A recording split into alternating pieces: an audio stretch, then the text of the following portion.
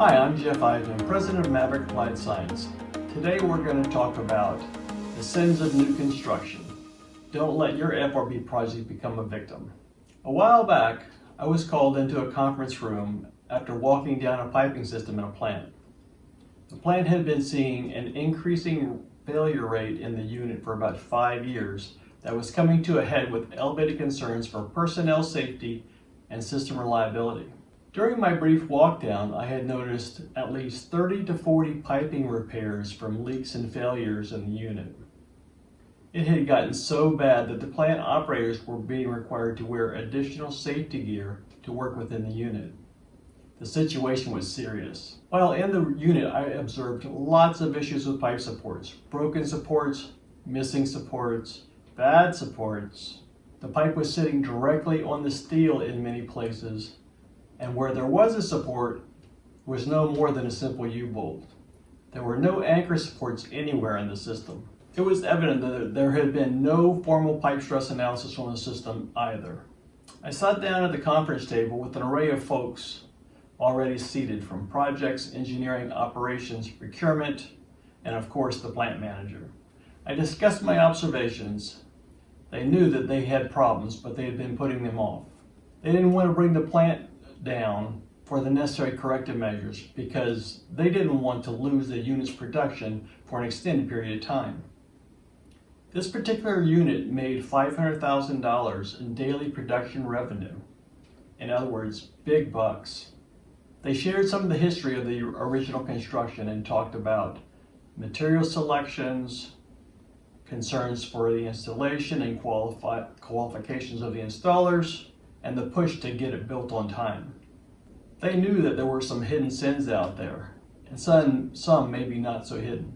At one point in the discussion, the operations manager spoke up and stated that last year the unit had lost $4 million in revenue due to lost production and repairs from leaks in the dual laminate piping. My jaw dropped. That was a huge number and only a single year's production losses.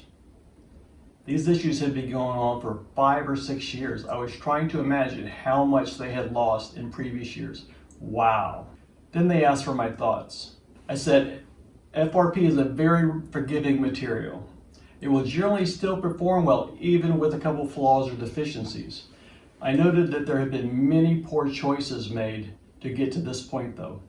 From this discussion and my observations, I saw issues with a marginal material selection for the dual laminate lining.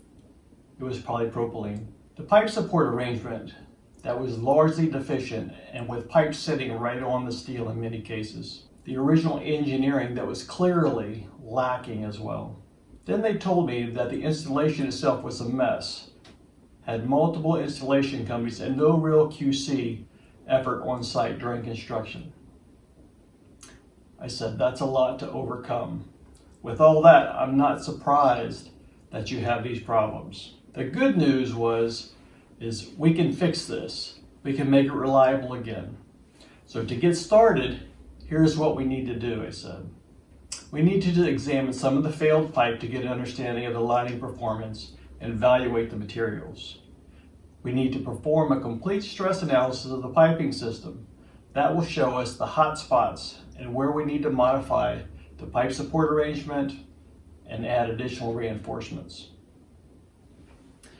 With the proper data, we'll come back with recommendations for the best materials for the service, a new pipe support arrangement, and we'll provide a comprehensive piping specification for procurement and installation. We assisted with vendor evaluations, and the new pipe was built by a qualified manufacturer. We provided inspection in the shop and during fabrication and on-site during installation. The unit has been running well for 4 years now. Capital projects are notorious for using big engineering companies with outdated specs and limited expertise in non-metallics. Process providers tend to offer budget-friendly and marginal materials that only meet the minimum requirement of the specification. Additionally, there's an attraction to use the most local contractor or supplier, not necessarily the most qualified, but to save money. Don't fall into this trap. because while it may sound good for the budget, you will pay many times over the initial savings later in lost production and revenue. So this doesn't even consider the disastrous consequences if someone gets hurt. Don't be a victim. If you've got a big project coming up, let's talk early. We're here for you. If you begin to see signs of these problems in your existing unit, get help. Don't let the problems fester until it's unbearable. Give us a call. We can help to restore your unit and peace of mind.